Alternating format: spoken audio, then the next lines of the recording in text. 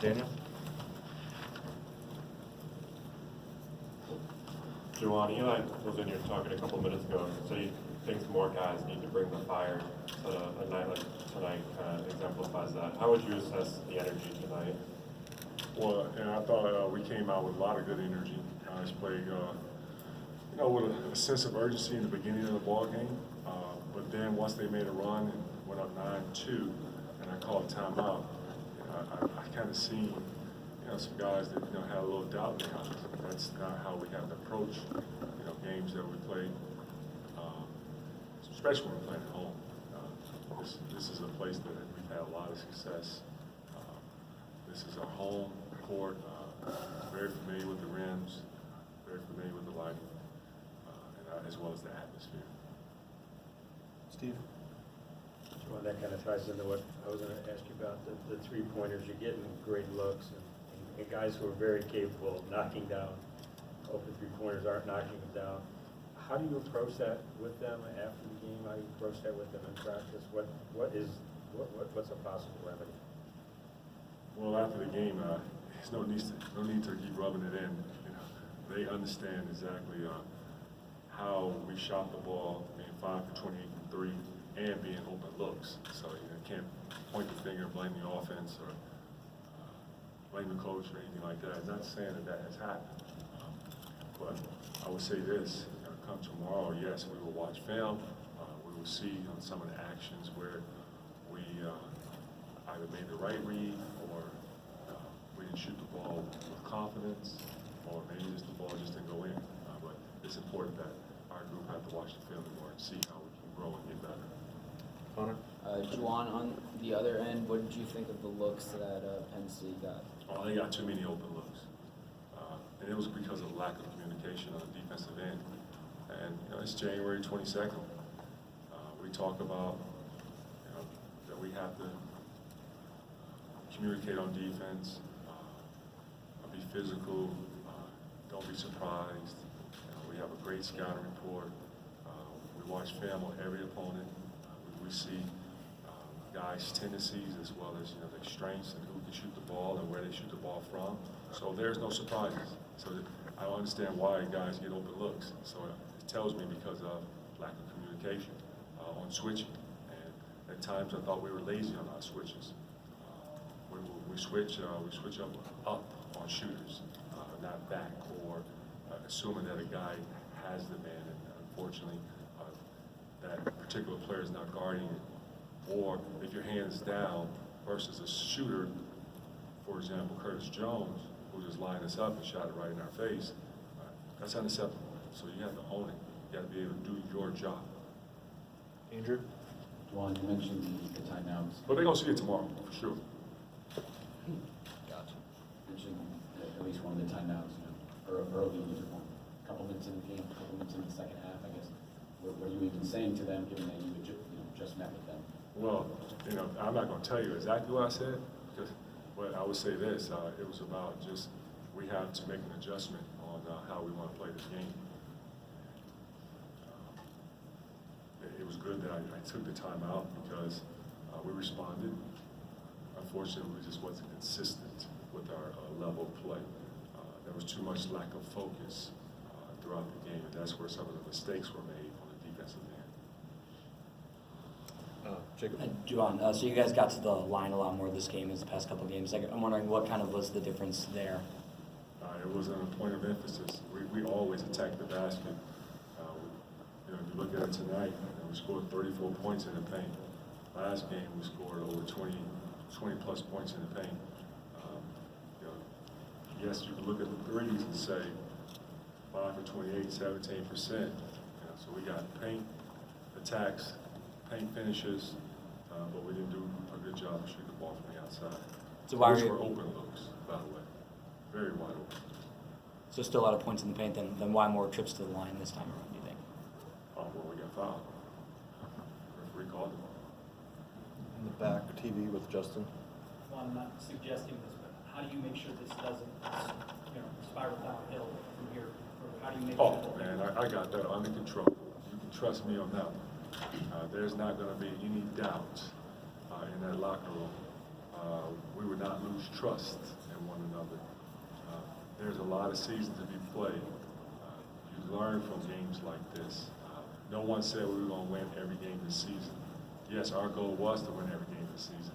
Our goal was to protect home court and have an undefeated record at home, but that has not happened. We will keep and continue to keep grinding throughout the process and growing and staying together and playing hard. Ashley? Juwan, going back to what you were saying a few questions ago, how much of a concern or frustration is it for you that there are things like lack of communication and lack of focus at this point in the season when that's pretty, early stuff that you Great guys have been question. preaching? It's very challenging to come up here and have to talk about that. We're having a lack of communication and we're not communicating enough. I don't understand why. At times I see our guys, not see, but hear our guys in the locker room with a lot of energy, and they get along very well with one another.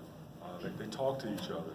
I don't see them always picking up the phone, and like sometimes you'll see guys texting each other and they're standing right next to one another. But this group, they look like they enjoy playing with one another. So it's too late in the season for I have to beg our guys to communicate on defense. And not just on the defensive end, on the offensive end too. It just so happened that it's a lost art in the game, and we have to bring it back. Yes, I'm old school, but in order for us to forge ahead and move forward and improve, communication has to be a part of the process. That it surprises me that some of our guys don't like talking on defense, or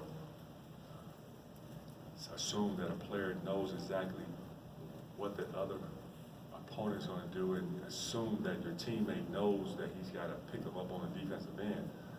There's a lot of guessing going on, and I just don't understand it. We got time for a couple more. Ethan?